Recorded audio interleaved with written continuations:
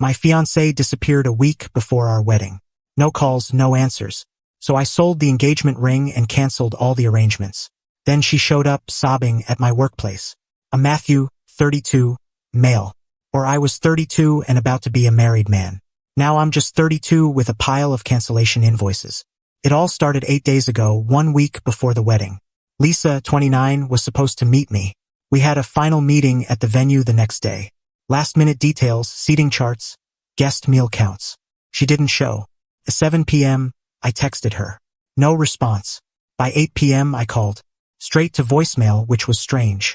Her phone was practically an extension of her hand. By 9 p.m., a sinking feeling hit me. I called again. Voicemail. I reached out to her sister, Ashley. She hadn't heard from Lisa. I called her parents. Nothing. Panic set in. By midnight, I was a mess. I contacted friends. Drove by her apartment. Lights off, car missing. This wasn't like Lisa. She was meticulous, always over-communicating. For her to vanish like this was unimaginable. The next 24 hours were a haze. I called hospitals and filed a missing persons report. Felt unreal. Her family was distraught. I was caught between fear that something terrible had happened and a growing suspicion of something more personal. On day 3, the police located her. She was fine. She was staying with an old college friend, Sandra, 3 hours away. Relief washed over me, followed instantly by a cold, sharp sting of confusion. She was safe but hadn't told me or anyone. The police said she refused to talk to me and offered no explanation for her disappearance. Just that she needed space. Space. A week before our wedding. My mind went blank. Fear and heartbreak turned into something hard and frigid. No message, no call, no email. After 5 years together, after building a future, after agonizing over those ridiculous table centerpieces. Nothing. So I started making calls. The venue, $5,000 deposit gone. The caterer, another $3,500 lost. The photographer, kind but firm, kept the $2,000 deposit. The florist, DJ, cake, honeymoon flights, non-refundable resort booking. Each call was a punch, dismantling our plans. The financial toll from deposits I'd personally covered or was responsible for was heavy, about $15,000. Her parents had paid for her dress separately and were supposed to cover most of the flower costs directly with the florist later. But I'd paid the initial florist deposit. The toughest calls were to family and friends. The wedding's off. Their shock. The unanswerable questions. The embarrassment. My mom broke down. My dad kept saying, "Son, what happened?" I wished I had an answer. Then the ring. A 1.5-carat cushion cut, vintage style, her dream ring. Cost me $13,000. I took it to a trusted jeweler and got $7,800. Less than I'd hoped. More than I'd feared. That money went straight to my account. A small cushion against the $15,000 in losses I'd already taken from non-refundable deposits and commitments. It didn't come close to covering the damage, but it was something. I gathered everything of hers in my apartment. Pictures, clothes, that goofy stuffed animal from a fair. Boxed it up, labeled it, and waited for her inevitable return. It's been 5 days since I learned she was safe. Still no word from her. She ghosted her own wedding. She ghosted me. The anger is a heavy weight, but mostly I feel clear-headed. How do you recover from this? You don't. I was waiting for the next blow. People don't vanish like that without a follow-up. Update. The next blow came hard. Last Tuesday, I'm a project manager at a construction firm. In the middle of a client meeting, my coworker Nancy interrupted. "Matthew, sorry, someone's here. Says it's urgent." I excused myself, irritated. At reception, there was Lisa. She looked like she'd been crying for days. Red eyes, disheveled hair. A far cry from the woman I was supposed to marry. My first thought. Really? My workplace? "Matthew," she said, voice shaky, stepping toward me for a hug. I stepped back. "Lisa, what are you doing here?" I kept my voice low. Nancy, at the desk, suddenly very focused on her computer. "We need to talk," she whispered, eyes brimming with tears. "Please, it was a terrible mistake." "A mistake?" I said, voice flat. "Disappearing on me, your family, a week before our wedding, refusing to speak to me. That's a mistake." "I know," she said. I panicked. I got scared. Sandra said some things. I just lost it. Sandra, her free-spirited friend who always thought Lisa could do better than me. Right. So you ran off. No word. For 3 weeks. Didn't know how to face you. I was ashamed. Matthew, I still love you. I want to make this right. She reached for my hand. Pulled away. Make this right, I said, incredulous. Lisa, there's nothing to fix. It's over. I canceled everything. The wedding's done. For good. Her face collapsed.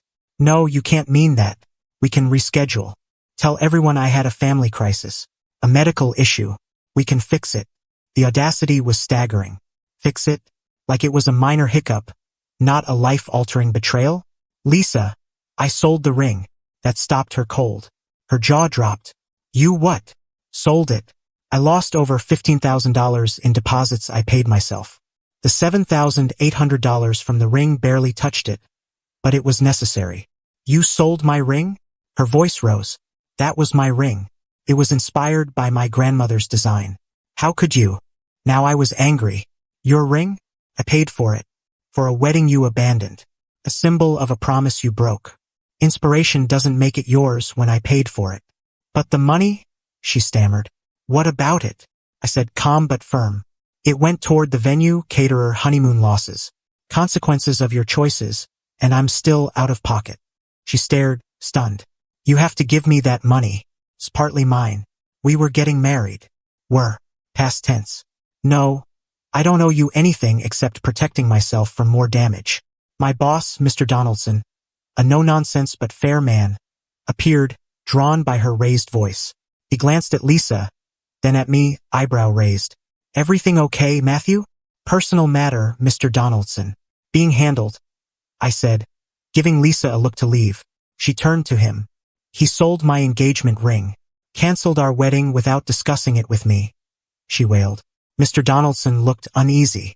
Ma'am, this is a workplace. I cut in. Lisa, this is inappropriate. Leave. Now. But Matthew, our families, the deposits my parents paid. Your parents paid for your dress? Which I assume you still have. They were supposed to pay the florist's remaining balance directly, but they didn't. When I canceled the florist, I got hit with their $1,400 cancellation fee because I'd made the initial booking. That added to my already massive losses, which the ring money only partially offset. I have receipts for everything. You can take it up with your parents. She looked stunned, tears streaming. You're so heartless. Cold. I made a mistake. Don't I deserve some understanding? Understanding. My voice was ice. I used that up worrying you were hurt or worse. Want understanding? Start with a real apology, not blaming your friend. And don't come to my job demanding money from a ring you walked away from. Especially when I'm still dealing with the financial mess you caused. Including bills your parents didn't pay. I hate you, she screamed. Coworkers stared. My face burned, but my resolve solidified. That's starting to feel mutual. Security can escort you out. She glared, turned, and stormed out, nearly knocking over a plant. Mr. Donaldson said, well, that was something. You okay, son? Fine, I said, but I was trembling. Not from fear, from her nerve. She didn't just want forgiveness.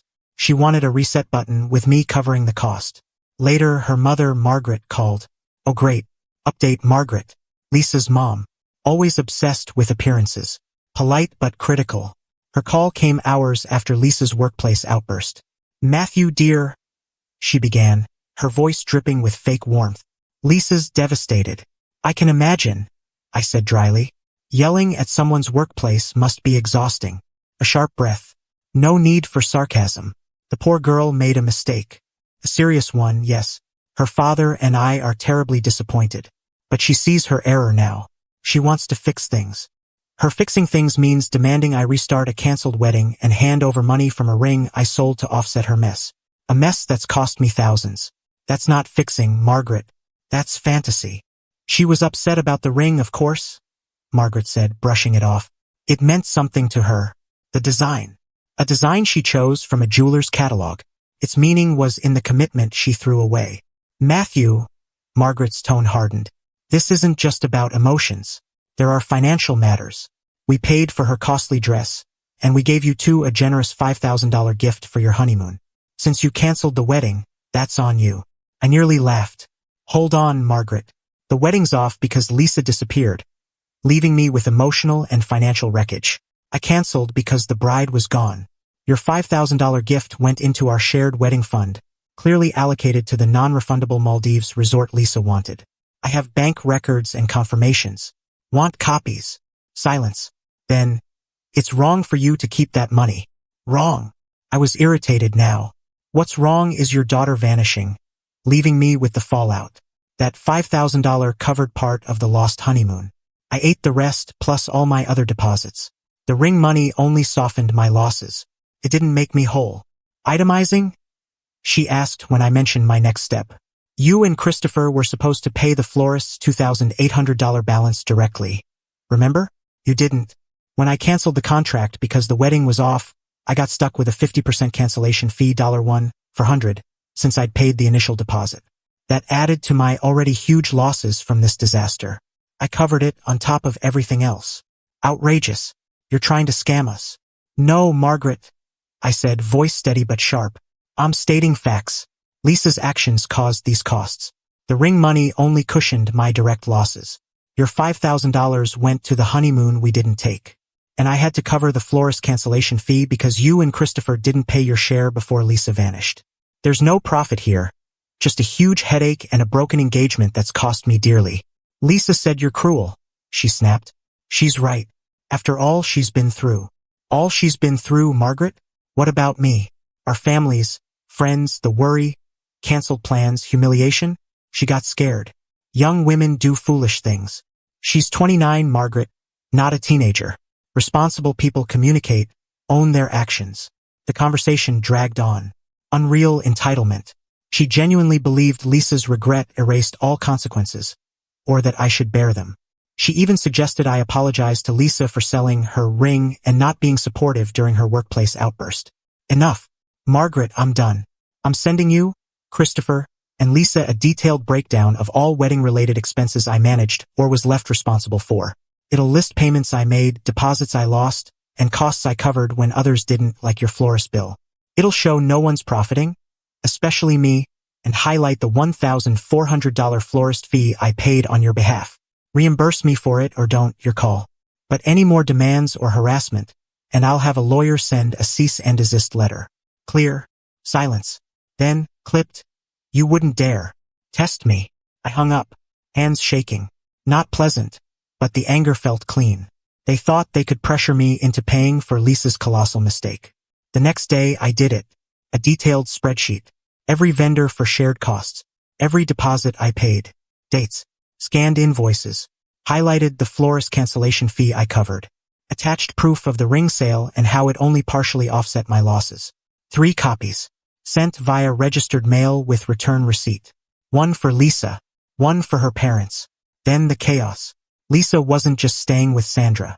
After her workplace scene, I heard through Nancy's office gossip that Sandra told Lisa to take responsibility or leave, so Lisa was back with her parents.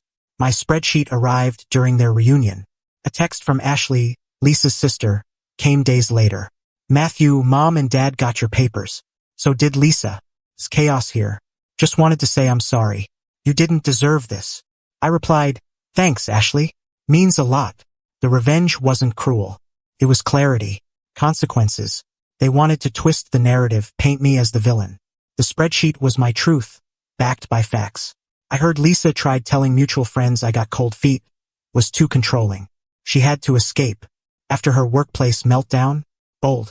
But my calm recounting her public outburst. It didn't add up. People talked. Not favorably about her. Her victim story fell apart, especially when her money demands got out, likely through Margaret. The fallout was straightforward. Her actions, her consequences. No theatrics, just facts. No florist fee reimbursement.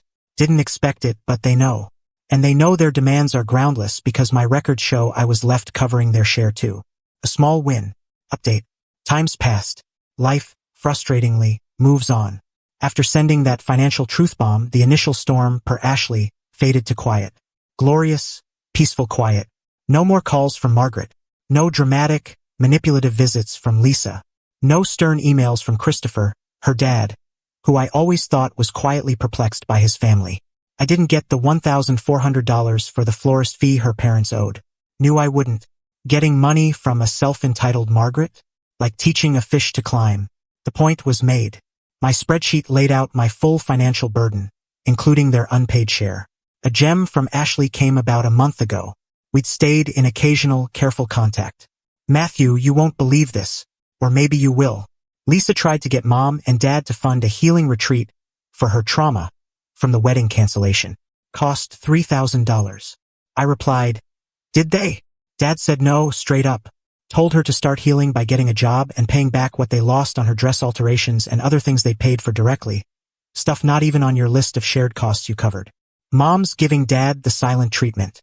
Lisa's a wreck. Total drama. That was better than any $1,400. Entitlement hitting a family wall. Christopher finding his spine. Good for him. Ashley's note confirmed my spreadsheet focused rightly on my direct and consequential losses. Lisa, from what Ashley and others say, isn't doing well. Her victim narrative collapsed. Her workplace outburst made her seem unstable. Her attempts to badmouth me were sloppy, easily debunked. Many former mutual friends saw her actions. Some reached out to support me. Others drifted away, which is fine. Friendships shift. She's still living with her parents, apparently. Job search isn't going well. Anything she's qualified for is beneath her after her trauma. The world isn't buying her story. For me, that spreadsheet is a keepsake. Not for money, but as a reminder. Logic, not just emotion, wins, laying out the facts about the financial burdens I carried. As for me, the first month was tough. Not just anger, but confusion. The why? I'll probably never get a clear answer. People like her rarely make sense to anyone but themselves. But the clarity from my first steps held, like a fog lifting. I see people, situations more sharply now. Sold our old couch. Got one that's just mine. Reclaimed my space. Hit the gym more, great for stress. Reconnected with old friends. Work solid. Mr. Donaldson gave me a quiet nod of approval after the incident. Handled that well, Matthew. Small things count. Dating? Not yet. Trust feels tricky. But I'm not bitter. Working on it. Focusing on myself. Career, friends, rebuilding my way. No fancy retreat needed. Sometimes late at night, a pang of old pain hits, betrayal, the life we planned. But it fades faster now, replaced by quiet confidence. Not loud triumph, but steady certainty. I navigated a nightmare with composure. Strength. Didn't let her ruin me, my finances, or my reputation. She faced consequences, real ones. No dramatic revenge, just the natural fallout of a terrible decision. That feels more authentic, more satisfying than any spectacle. She made her mess, and now she's living in it, with her parents grumbling. I'm sleeping just fine.